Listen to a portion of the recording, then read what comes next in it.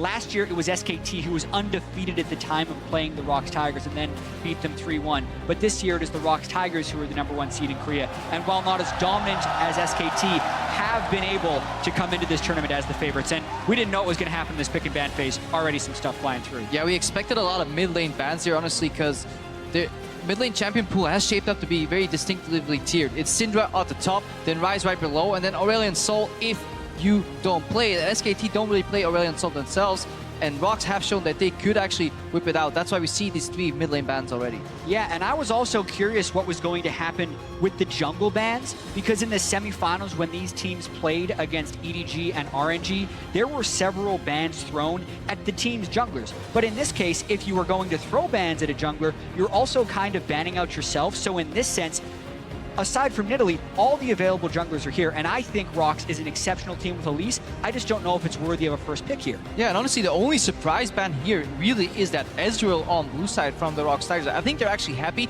that Jace has been taken off the board because they get the Caitlyn first pick. They're trading it for a lot of power picks. There's so many strong picks left. Even think of a Kennen right now on the 3rd rotation in this pick and ban because there's so many must-haves, like a Zyra, like an Olaf, early on as well for SKT. And that's the thing when you're looking at these two teams' champion pools. They share so much. And I would say throughout the quarterfinals, Caitlyn really emerged as one of the dominant picks since being able to get priority in the bottom lane was so high. Here, you wouldn't be too surprised if they do pair Caitlyn with the Karma, but they can wait on that since SKT has already locked in their support in Zyra. And this is so surprising to see the early Poppy from ROX, because you expect Smeb to be the carry. He could lock in an early cannon, an early rumble, and try and dumpster the top lane. However, if he takes away the one high-tier safe pick in that Poppy, then Duke has to dig in lower tiers of champions to find a counter. Yes, he could play the Trundle, but in a tournament metagame, this is actually a good steal.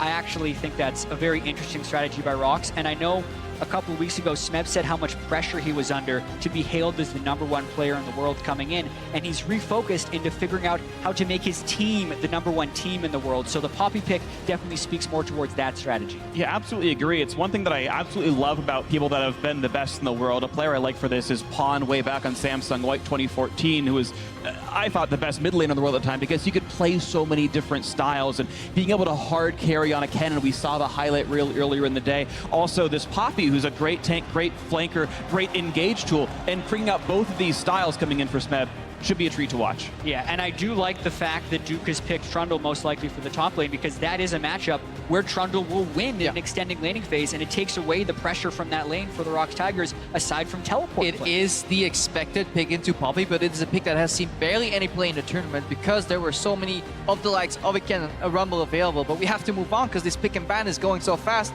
And we see an Ashe here all of a sudden, a champion that hasn't been played at all. If you would expect an Ashe pick in the ROX SKT matchup, you would expect it on Prey, because he's a fantastic Ashe player. But it does seem that ROX has done their homework with the Ezreal ban. It does seem like SKT is not leaning towards Jhin as a standard counter pick to Caitlyn. Which is kind of remarkable, because Jhin has a pretty strong laning phase when you're considering it into Caitlyn, and the Zyra Jhin is just exceptional synergy and kill pressure. But obviously SKT has some other things in mind. They do like to mix things up fairly often in the first game of a best-of-5 to kind of feel the opponent out and almost give them a lot of the things that you would be fearful of. And they're definitely mixing things up with that Ashe. And one great thing that comes with banning 3 mid laners out in total, 2 on the side of ROX and then the Aurelion Sol forced to be banned by SKT, is that the mid lane champion pool gets pinched. And the more you pinch the mid lane champion pool, the more likely it becomes for Victor to be able to get through the power trough in the early game, which is the 1 through 6. Faker has to offer an answer here to this Victor, and it's going to be a relatively slow scaling pick in the Orianna. So that's fine for Kuro to survive in lane.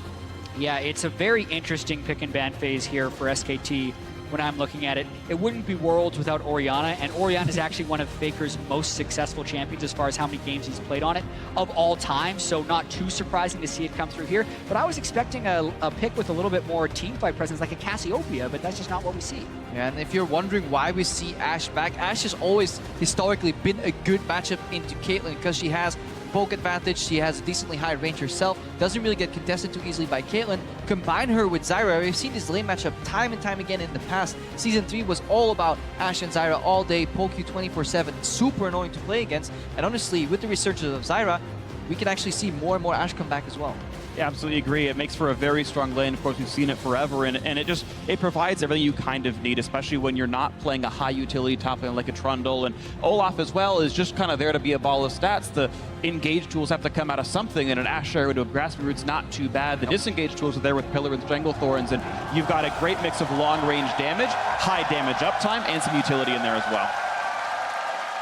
Now we are getting ready for game 1 of these semifinals, the best of 5 here in front of us. We have 3 to 5 hours of League of Legends entertainment coming at you tonight here from New York City. ROX Tigers and SK Telecom T1, hashtag ROX win, hashtag SKT win. The Summoners Cup is on the line and will be handed out in about 9 to 8 days time based on which team makes the final and which team can make it all the way there. Now it is time for game 1 of 2 South Korean juggernauts, SK Telecom T1 and ROX Tigers. Hit the rift right now. So exciting to finally see this matchup once again. And we always have to talk about the early game, especially in this tournament, and track the junglers early, because that's where the most mind games come in. It's actually been a while since we've gotten to see a good Elise versus Olaf matchup, since we've seen a lot of these things band out against each other. Typically, the Olaf is picked before the Elise, because at a certain point in the game, Olaf can just turn on the ultimate, run and kill Elise. But before the level 6 one comes in, Peanut can be very strong. Yeah, we also need to look at the power of pushing lanes, because this world's very much so is dominated by looking at draft and seeing, who has the 2 or 3 winning lanes in the early game. If you look at that, SKT is not doing too shabby in that regard. Ash Dynamite can always challenge this Karma Caitlyn. Will be a skill test though. Really nice plant spawns there for Wolf. Gorilla's going to be fine. He'll regen it back up, but obviously he's free gold. And these guys are just posturing, because the first one to get to the minion wave, that's what matters. Hitting those creep as early as we can without taking too much poke back. Very important. Ooh. And if Bang is consistently able to land these volleys, it's going to go a pretty long way in cutting through the health potions, because there isn't sustain in this lane. So being able to get the early poke can stop them from being able to push in. Here we are, laning phase begins. We're watching the bottom lane pretty heavily, and Prey actually using his first Q not on the minions at all, but looks for Bang, who dodges it away. And it will still take until the next wave for the level 2 to really come through, but you're seeing that ROX especially, they're focusing their damage output on the champions themselves. They're not really interested in wave clearing so heavily right now. It's all about the second wave when that happens. Yeah, and we also have to track if a lane does get a shove advantage, if they can get a deep ward in the jungle, because as soon as one of these teams know where the jungle is tracked, they can completely change the way they play the lanes. But you can look at Wolf, he was fine taking all that damage early on, because his priority was just to get the lane push. SKT have slightly more control in the bot lane right now, but not much will happen here. It's all about tracking the junglers and see where they strike first, because they're going into different directions. Yeah, and there's a lot of mind games that go on here, actually. Peanut has historically been incredibly aggressive on Elise, so Bengi is actually very worried about an Elise coming to kill him at his red buff, which is why Faker is scouting the Raptors right here, and he actually hasn't seen Peanut because he skipped to red buff. So there's a good chance they think he's somewhere else. Yeah, small mistake from Faker on that steal right now too. Peanut skipped his Raptors too. He doesn't reveal, so he could definitely go bot lane. He looks to be pinging the dragon, so he wants to repel over the wall and bypass a potential ward. Exactly. This is so clever for Peanut. Right now, SKT thinks Peanut is topside. They see him on the ward, they have to run. And here's the escape. He knows he's been spotted by a ward at this point, watching Bang and Wolf run around. Say, okay, there's a ward somewhere in that bottom delta of the river. Keep that in mind for Peanut.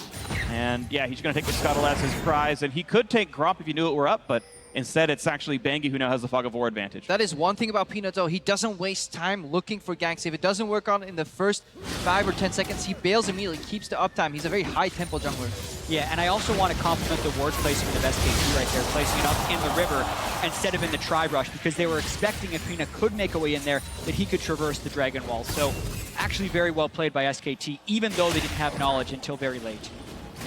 You can see the players really trying to play with vision. The Wolf Smite says, hey, Bangi, get out of my jungle, and this is the stun. That is dangerous. Now Duke is here for the escort, and that's a really nice pillar as well. Keeps Smed from coming in on that one, and it's an easy escape. And that's obviously the power of getting the counter picked and the early pressure in the lane. The fact that your top laner can queue off.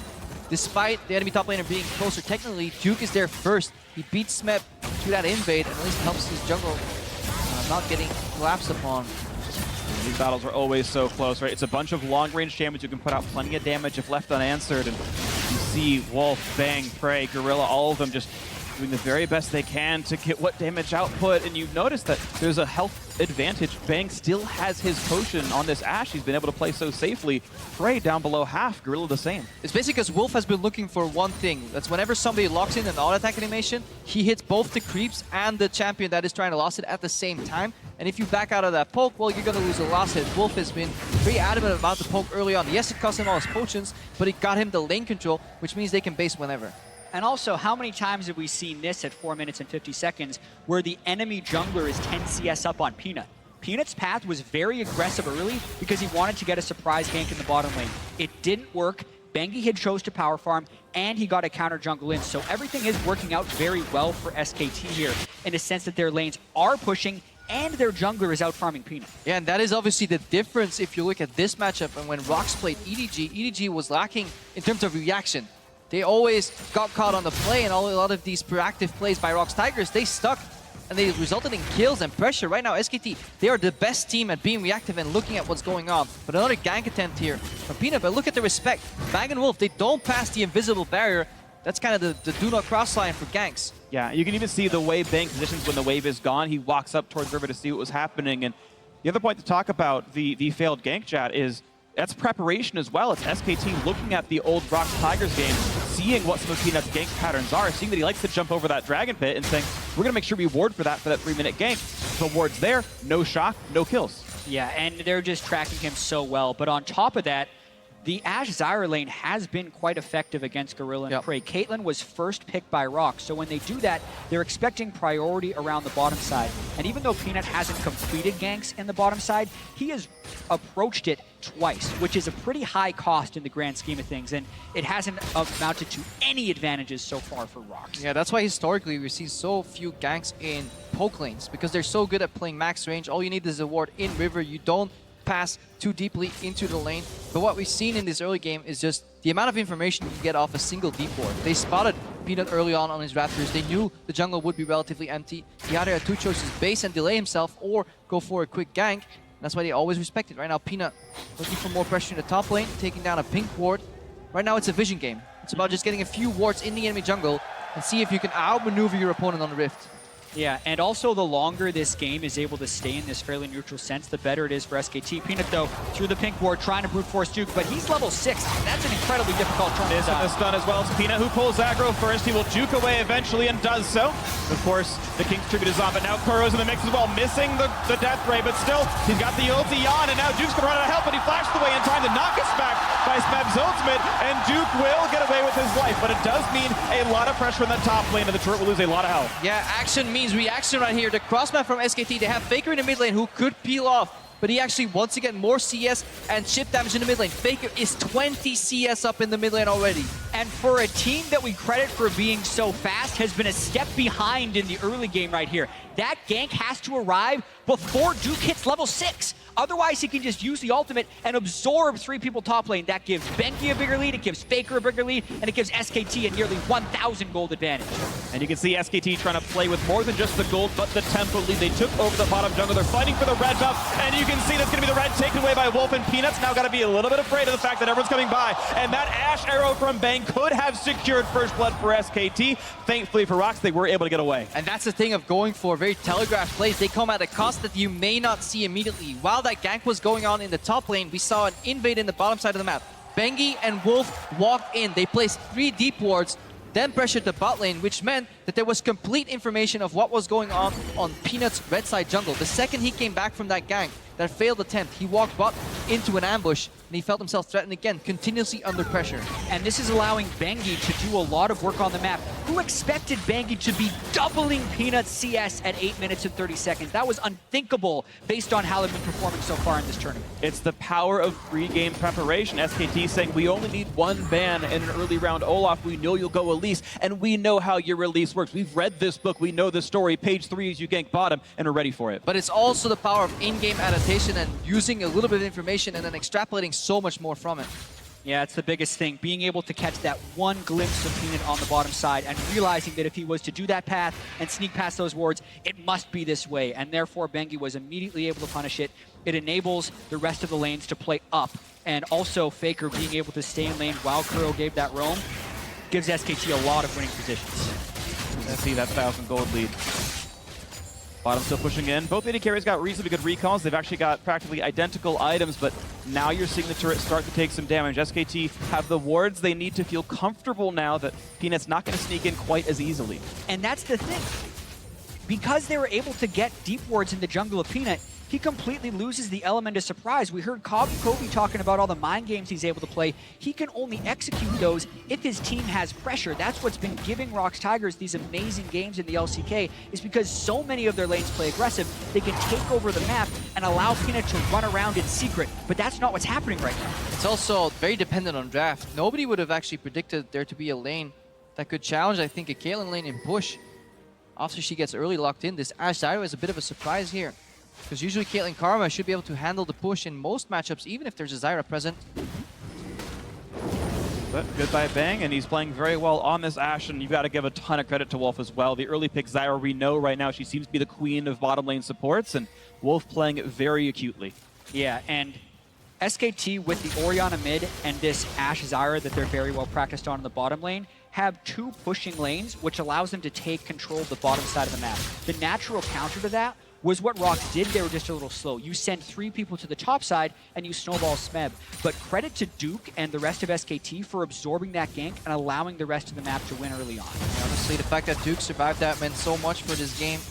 Again, bot lane vision, we talked about it earlier. We can now start looking at these comps a little bit later as the game obviously slows down. There's a lot of river wards. Junglers are generally tracked. Nobody's going to really overextend.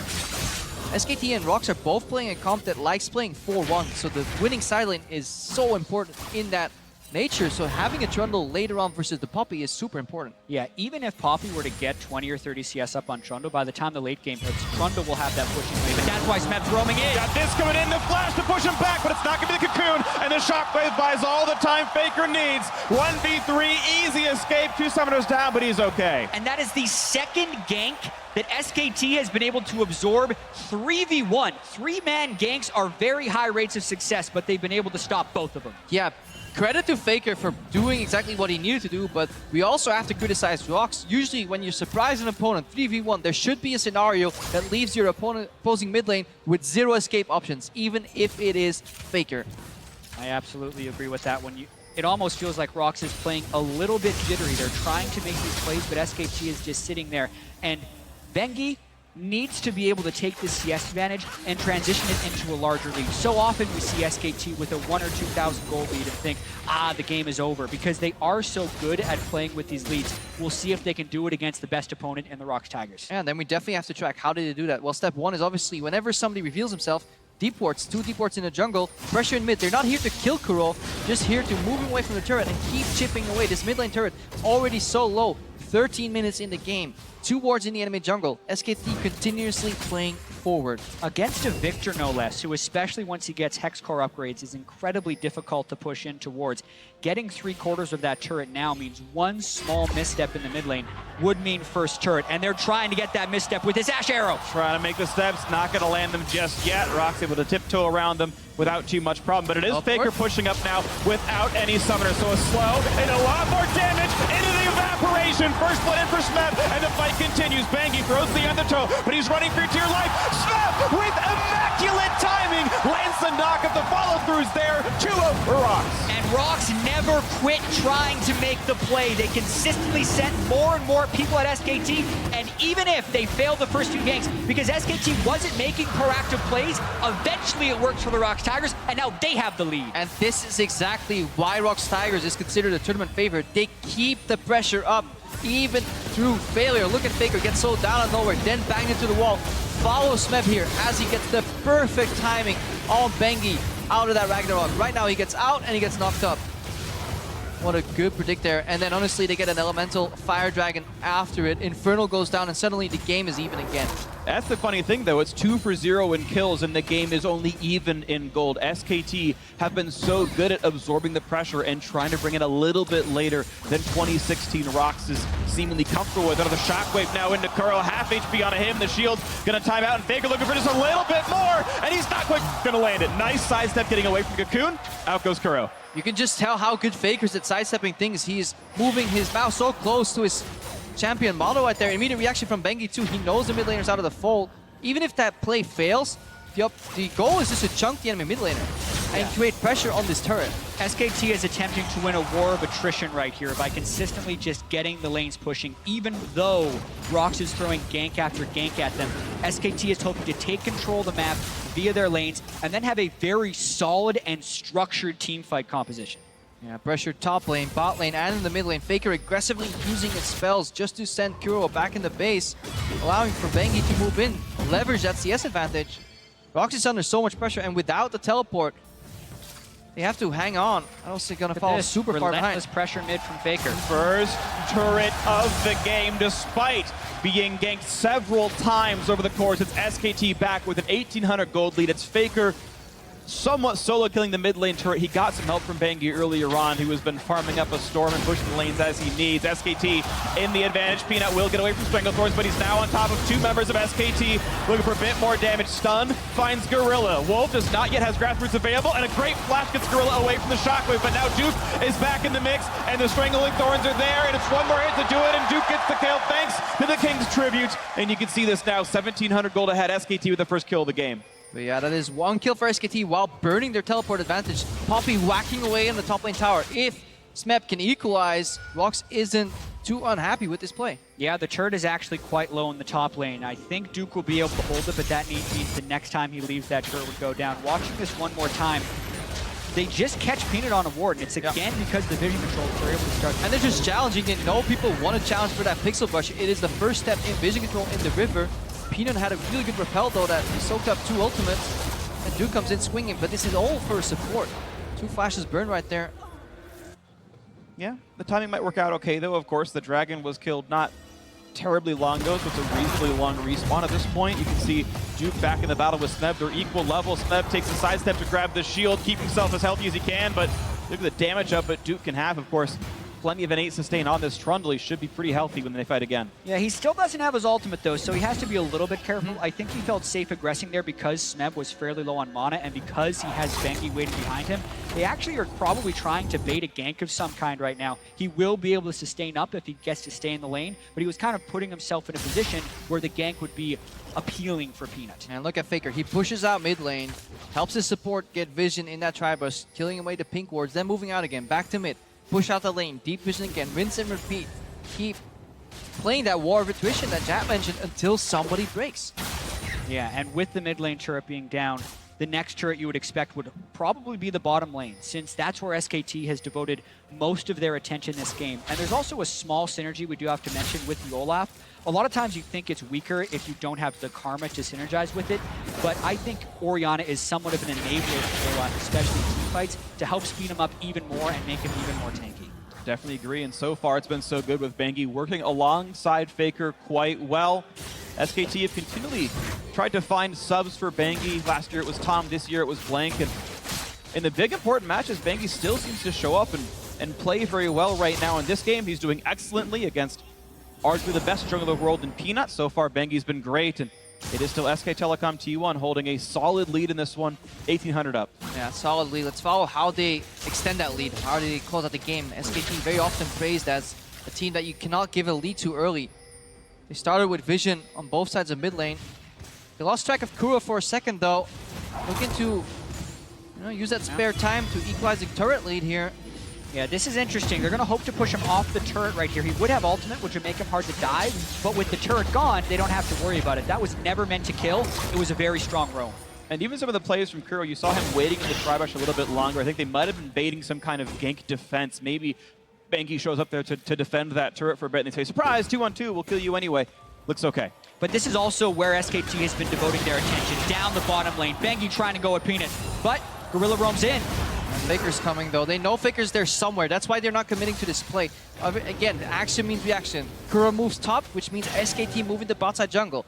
ROX and Peanut in particular are doing their damn best to keep the vision out as best as they can, because they need control of their own jungle first, because then they can move to proactive plays. Getting rid of Bengi's Ghost is actually very important as well. And ROX are also trying their best not to get pushed in the bottom side.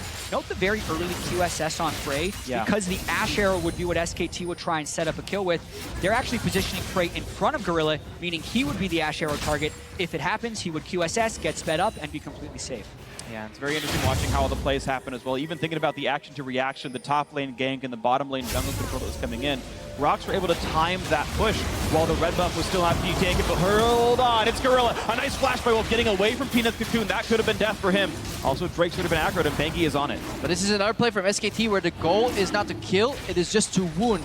Get them low enough on HP, get them out of the area, and hopefully force and rush an objective right here. But SKT decide to turn. Oh, Peanut jumps in! He's in a pretty dangerous spot, stuns up in a bang, but now getting chased down by Bangy. This could be enough damage to trade one back, and they will find the ROX Tigers jungler. Now it's Duke running for a shockwave, not quite gonna land. They're missing plenty of CC, but it's still 2 kills picked up, and Duke is just too tanky. Smeb is now alone under the turret, will be running out of health, and it's Kuro to try to save the fight. Looks for Faker, does turn around 1, and Smeb will not be killed off. It's a 2 for 3. ROX finding a couple of kills to get again. Kuro nearly finds a third as well, but that turret has fallen down. It's still a positive play for SKT. And it was looking so much better for SKT until the tail end of that fight where they overchase and give Smeb 2 kills. As Krepo was talking about, the wounds eventually accumulated into some kills. Bad repel there by Peanut. Yeah, bad repel, he's too far up. We just see misalignment within the ROX squad. Look how far Kuro is away, because he was dealing with that mid wave that Faker had already pushed up. If SKT retreat right here, they win out so big, but Kuro, luckily for ROX, on the back end, deals so much damage. Right there, they were caught trying to kill Smeb with the turret, and they weren't actually tracking Kuro's roam, thinking the fight was completely won because they had obliterated the first 3 so quickly. But Kuro definitely showing some strength on Victor. Nice flash to get the flashes out of Bang Duke. But another play in this game that shows you the value of lane priority, which means whoever pushes first gets to make the first action, leave the lane and do something. Right now, ROX, they don't want to play the pushing game anymore. That's why they just group as 5. And even though they're down 2,000 gold, the second Infernal is so important. Ultimate's just now coming up for SKT. We're going to see a fight. Duke in a good position, but Gorilla caught in the front, gets okay behind the wall. Now the re-engagement of Engie popping his ultimate, 1,800 health on the Drake, and Peanut is still taking it. And then Smeb takes an arrow to the face of the shutdown in favor of Bang. He's got it! Peanut lands the smite, so it is a loss. Oh, who warded that? Why would you? Wolf gives Peanut the escape by warding over the wall. And Peanut had maybe 0.5 seconds to click there. He was spamming over the wall, hoping somebody for dear life would place a ward. There is an opportunity of counter Baron though. Smeb is dead. Peanut is chunked here. There is vision. Maybe they can use it as a bait. Zyra does help take the Baron, but they got to be careful, especially if both goes down. Also gives 300 gold to Kuro. I mean, this is such a fast-paced game. It's so hard to catch up and actually analyze everything that's happening because both these teams are reacting so well to the state of the game. Exactly, and getting the double Infernal Drake is just enough to keep ROX in the game. Oh, mid laners assassinating supports. What is this, 2013? Yeah, supports It's Orianna, Ashdar bottom lane. It's definitely 2013. Korean mid laners punishing supports for overextending. Definitely 2014.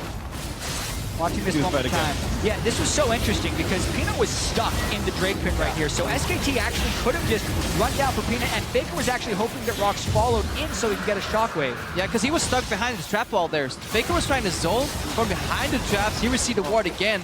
Good reaction from Peanut, honestly, going for that. But Faker was kind of stuck in the zone himself. He didn't want to walk in the trap because he could get one shot right there, but he was offering offensive pressure with that ultimate at the same time. Yeah, and you also... I understand what Wolf was thinking by warding over the wall there. He's thinking there's 4 people on ROX over there. We could maybe kill them over the wall with Orianna. Let's just see them. But it completely gave Peanut the way out. Slow into Kuro. Root's not quite going to land. Wolf might not have been able to land that regardless of how he aimed. Bangy actually losing the Banshee's Veil, getting tagged up. And you see Kuro's already finished his Hex Core, and the W stun is even better now. It sucks them all into the middle. But we're approaching the point of the game where the Trundle will get much farther ahead of the Puppey than he used to do historically due to the changes on Quicksilver as well. You can no longer just get rid of that Trundle ultimate, meaning if it all goes to an all-in, Puppey is destined to lose. Usually on 2 items, Puppey used to be able to hold their own, at least against Duke, but once he gets the slow, or more slows from his item build rather, he can just 1v1 all the time on the side lane. And I really like what's happening here from ROX actually. SKT moved towards Baron to get vision control, and that gave ROX a free time to push in the mid lane. Because they have that QSS on to Prey, he's actually much more fearless in killing these turrets. He's not as strong in team fights, but if they can keep playing this long arm strategy to go up to the turrets and just poke them down, they're going to maybe swing their way back into this game. And what's really important is what ROX Tigers have done up until the point where Duke eventually does outscale Smeb, because even if this Poppy is squishy, the utility is always there, and so the finesse of navigating the fights properly can still help ROX Tigers. And the biggest thing we have to track in the mid game here is farm distribution, because many of these teams were playing 1-3-1 throughout the entirety of the season, and it's very easy. Your mid laner moves to a side lane eventually, your AD carry goes mid, but when you're playing with a Victor and an Orianna, both these champions like being mid in the mid game as well, which means they're contesting their AD carries for farm, or they're playing in a suboptimal lane on the top lane. That's why we see a Victor Orianna top. This is a sight we haven't seen in absolute ages, and it's very delicate and much different to play. It requires good adaptation for the teams. Exactly, especially because they're down some summoners right now, so they're kind of just waiting for the team to roam up there, and then they'd be able to turn a positive play. I actually think it was very dangerous for Faker to be up there, since he didn't actually have a turret behind him and they had very poor vision control. That's why he's pulling back right now. And that's exactly why these champions just love the safety of the mid lane, but you can't leave an Ashe or a Caitlyn on the side lane either. Even worse for them. Yeah, not with a melee, without a melee support to potentially protect them. These range supports don't peel that well on the side lanes. Yeah, I think because of that, we're much more likely to see this develop into a 4-1, where they kind of trade who gets to see the last hits, whether it's the Caitlyn or the Victor in the mid lane, or the Orianna and the Ashe, and you wait for SKT to have Duke pushing down the bottom side.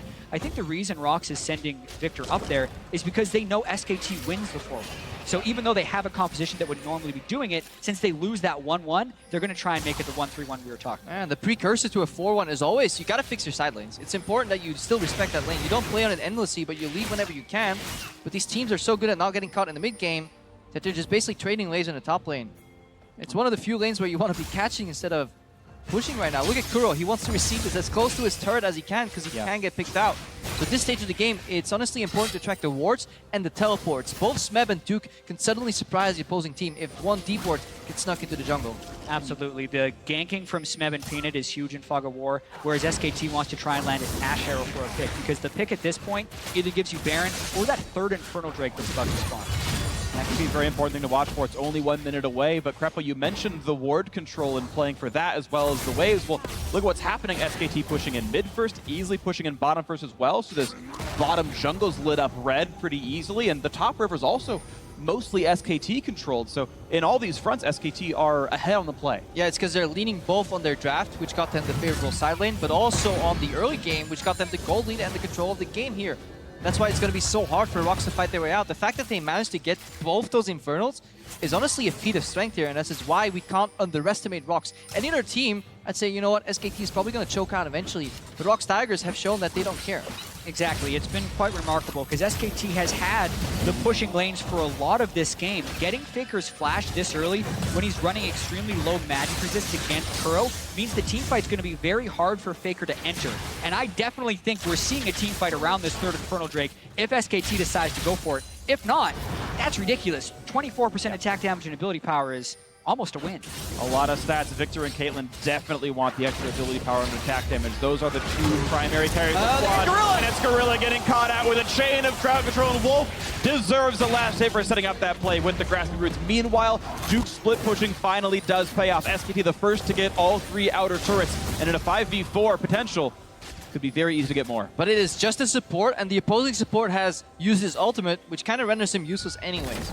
So in that sense, it's not the worst for ROX, but their priority on Dragon is costing on the top side of the map. SKT used the Dragon as a lure, a bait to move Duke to the top lane. He gets not only one, but almost 2 towers, while SKT start Baron. All the vision control is on the bottom side for ROX. They now see the Baron, but it's too late. They will get the third Infernal, but SKT gets the Baron. The very important Baron to grab. SKT, I think, making the exact right play on the backswing of that catch on the mid lane. ROX maybe got the best they could have hoped for in the 5v4 that's laid on, but either way, at least a Drake isn't the worst. This is actually extremely interesting, because you can only get 3 Infernal Drakes in a game, so there is no way SKT is getting one of those for the late game. That means that with this Baron buff, they have to make this an important Baron power play because of the raw stats ROX is going to have in the late game. But they believe, because this wasn't an accident, this wasn't just a haphazard Baron, this was planned, it was a bait and switch. ROX was leaning so much towards the side of the Dragon that SKT peeled away their laner from the bottom lane. They put Duke top, he took 1 tower, pressured the second, and then SKT just swept in and took a free Nasher. Just in that microcosm, sorry Freak right there. No, it's okay. The 8% bonus versus the Baron buff is definitely worth it. The Baron buff is absolutely better. These minions are going to be huge. And look at the power spikes they've got. Bang is on 80% crit chance. Faker's got a death cap and a void staff. The two major carries here, the mid laner and AD carry for SKT, are super huge right now. Plus Baron pushing, they can get so much. I agree that they can make good use of this, but it is actually very out of character for SKT to put themselves on a clock, because they now have to make use of this Baron buff. They can't be as reactive as they would want to be. Yes, they have the item power spikes, but we're about to see SKT go for something big. It was both a decision and a reaction because they already gave away 2 Infernals in a sense. But looking at what this Baron buff does for them, they can finally commit to this 4-1 style because the minions will stay alive long enough so that ROX can't instantly wave clear them. Victor, fantastic at wave clearing versus non-Baron buff creeps. Right now, the siege can continue. Look at the pressure. And let's not forget that SKT are sitting on a solid 7,000 gold at this point. They had been routinely out-farming, out-killing turrets. Of course, the Baron and the 2 subsequent turrets help as well. No surprise here, but it's SKT. Even once this all times out, Elder Dragons are nice, but 7,000 gold is better than 3 Elder Dragons. When this all does reset, SKT looking great right now, looking to siege top lane inhibitor. Yeah, ROX, though, has pretty solid wave clear with the Hurricane, Caitlyn, and the Victor, so until Duke gets some super minions on other turrets, they're not going to be able to break that inhibitor wall. They will seem like they're going to be able to get up to 6 turrets to 2, though. Looking pretty easy. I don't want to say easy, but looking pretty controlled for SKT right now. Duke, though, does catch a stun, but is there much else that ROX can do? Duke turns back around to fight Smeb because the rest of SKT is still just pressuring. That mid lane turret is so low, and here's the attack from top. Yeah, Bang just scribbling away at the turret here next to the traps. Watch him go into Fog of War every time and threaten with the arrow as well. At every single moment, ROX Tigers have to be careful. Just an enchanted crystal arrow flying across the map. That's going to be at the 6th turret. So 3 turrets taken with the Baron. The gold lead now, almost 9,000 this one. Also, 30 seconds still on the reset, plus whatever either Bangi or Faker has with the extended duration afterwards to get another full minion wave of Baron buff. Yeah, specifically, we can track this Baron power play now. 4,300 gold, as well as the map pressure of the turrets, is the cost that SKT paid to essentially concede the 3rd Infernal Drake, because they, with the support kill and the pushing top lane, I think could have powered their way into an Infernal Drake, but then would have had to delay the Baron. I'm not necessarily willing to say it's the best call unless they can close this game out, because that could very well backfire if ROX can hold with Victor and Caitlyn. But I think they made the decision calculating in the fact that they had already made a few mistakes in giving up the first 2 Infernals. Essentially, they were already on a clock in terms of late game scaling. So they wanted to power through and accelerate the game, which meant usually you need 2 dragons, or 2 barons rather, to close out the game. Getting the first one early, having a gold lead that's large enough to keep control of the map so you can set up perfectly for the second one is likely what SKT wants to do. The second this one fades, it's about 3.5 minutes until the next Baron spawns. You're going to see SKT keep leaning to the left side of the map, get a couple pink wards in river, deep ward in the enemy blue buff jungle, and then defend that the entire time. Because look at how hard it is for ROX Tigers to actually face check forward with their comp.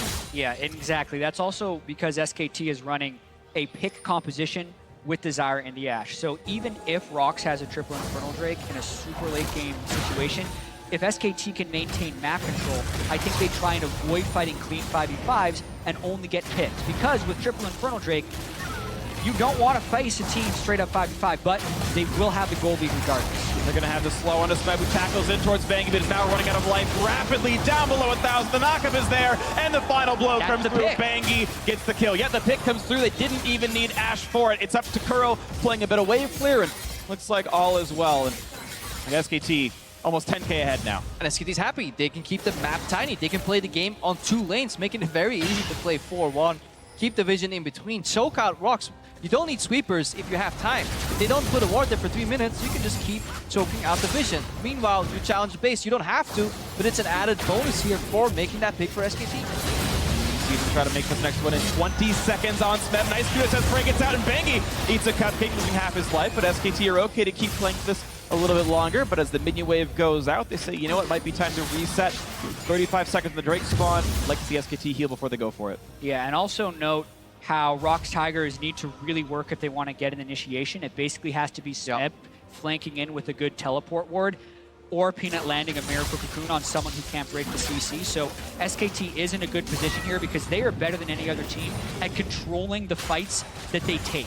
And compositionally, they're set up to do that as well. And ROX is in such a tricky position because they don't really want to move to that bot lane. They don't want to push it out far enough to add pressure. Any wave they push will bounce on that tier 1 turret. If they send Smep to the bot lane, the remaining 4 members are so easily picked off, you know, by those champions that you guys mentioned earlier, you know, just an Ash Arrow on a non-QSS target. I think that's going to be a pick, but look at here. They're moving into the enemy jungle here.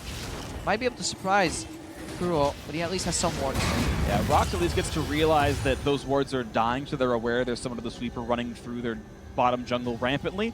ROX should be smart enough to know, okay, this is all warded, they've taken control of this, and I think ROX should have to cede at least that territory. Maybe they come down through the river, but they're fighting, okay, 3 Infernal Breaks versus a 9,000 gold lead, and it's SKT saying, we own this territory, and ROX don't even bother trying. They're playing for topside wards instead. Yeah, SKT with another little bit of a bait and switch. They yielded the Baron area, give the vision up to get a free dragon. I don't think they value the dragon itself so much, but they don't want to give a potential of a 4 Dragon Elder to the ROX Tigers. Yeah, and also the three Infernal Drakes will give ROX an advantage when they hit 6 items, because that pushes them over the item cap. For now, when you're talking about the items that SKT has versus the items and the Infernal Drake multiplier, you can still say SKT is winning because of the raw gold and power they have right now. Provided, as you said, it does not go 6 items. If this does stall out, ROX catch up and then Eclipse, but that is still 15, 20 minutes away, and it is a soft clock, but it's one that I think SKT can punch through soon enough. You've got Bang with just the best items basically you could possibly get. He's probably about 40% more DPS than Prey if he just sit there hitting. Hey, they're starting Nashor. And it's ROX hoping for a miracle play, looking for a rush on Baron. SKT are pretty far. You will have Duke coming in from the flank, but there's no steal in range. The arrow lands, and it's secure by Peanut. Now the 5-on-5. Bangy comes in, down to half HP, and it's going to be Duke kicked right back out. And ROX get away clean with the Baron.